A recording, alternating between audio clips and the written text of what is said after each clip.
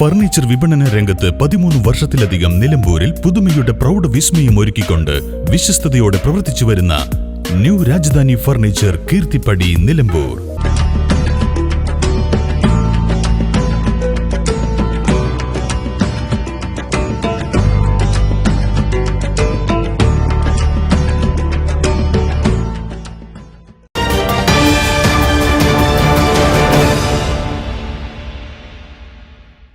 നിലമ്പൂർ വല്ലപ്പുഴയിൽ തോട്ടിൽ മരിച്ച നിലയിൽ കണ്ടെത്തി. വല്ലപ്പുഴ സ്വദേശി മനോല റഷീദിനെയാണ് മരിച്ച നിലയിൽ കണ്ടെത്തിയത്. ഇന്ന് രാവിലെ 7 മണിയോടെയാണ് മരിച്ചു കിടക്കുന്ന നിലയിൽ കണ്ടെത്തിയത്. മീൻ പിടിക്കാൻ തോട്ടിൽ പോയതായിരുന്നു. മൃതദേഹം നിലമ്പൂർ ജില്ലാ ആശുപത്രിയിൽ മോർച്ചറിയിലേക്ക് മാറ്റി. News bureau, Nilambur. ഒന്നാം വർഷം ഒന്നിച്ചൊന്നായി ആഘോഷിക്കാം.